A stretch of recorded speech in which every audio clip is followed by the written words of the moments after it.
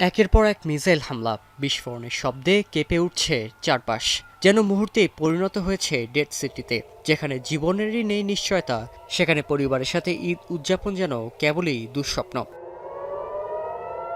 তবে সেই দুঃস্বপ্ন ভেঙে অবশেষে মিলল স্বস্তি। জীবিত ফিরে আসার পাশাপাশি পরিবারের সাথে ঈদ করার সুযোগও পেলেন ইরানে আটকে পড়া প্রবাসী বাংলাদেশিরা। যুক্তরাষ্ট্র ও ইসরায়েলের যৌথ হামলায় বিপর্যস্ত ইরানে আটকে পড়া বাংলাদেশিদের মধ্যে শুক্রবার রাতে প্রথম দফায় দেশে ফিরেছেন ১৮৬ জন। রাত ১টা ৪৫ মিনিটে বাংলাদেশ বিমানের একটি বিশেষ ফ্লাইটে ইরান থেকে বাকু হয়ে ঢাকায় পৌঁছান তারা। যদিও তখনও চোখে মুখে আতঙ্কের ছাপ ছিল, স্বস্তির অশ্রু।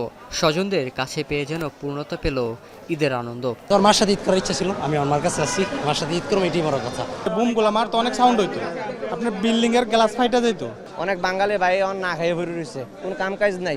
এন্ট্রি মিসাইল দিয়ে যেগুলো মারা হতো, বেশ শব্দ টব্দ হতো, বেশ ভয় লাগতো। এক পর্যায়ে আমরা আসে ছেড়ে দিছি যে দেশে আসতে পারবো না। ইরান ফেরত এসব প্রবাসীকে বরণ করে নিতে হযরত শাহজালাল আন্তর্জাতিক বিমানবন্দরে উপস্থিত ছিলেন পররাষ্ট্র প্রতিমন্ত্রী শামা ওবায়েদ, প্রধানমন্ত্রীর পররাষ্ট্র বিষয়ক উপদেষ্টা হুমায়ুন কবির এবং প্রবাসী কল্যাণ প্রতিমন্ত্রী নুরুল হক নূর। প্রবাসী কল্যাণ প্রতিমন্ত্রী জানান, আটকে পড়া বাংলাদেশিদের উদ্ধার কার্যক্রমে ৫টি দেশে দূতাবাস সহায়তা করেছে এবং প্রত্যেক যাত্রীর সকল ব্যয় বহন করেছে সরকার। আজকে যারা এসেছে তাদের অনেকের কিন্তু পাসপোর্ট ছিল না, ট্রাভেল পাসের ব্যবস্থা করেছে এখানে পররাষ্ট্র মন্ত্রণালয়। পুরো প্রক্রিয়া সম্পন্ন করতে প্রায় 4টি দেশের এবং বাংলাদেশ 5টি দূতাবাস কানেক্টেড থেকে সহযোগিতা করেছে, যেটা পুরোটা লিড দিয়েছেন পররাষ্ট্র মন্ত্রণালয়। আলহামদুলিল্লাহ পৌঁছেছেন সুস্থভাবে।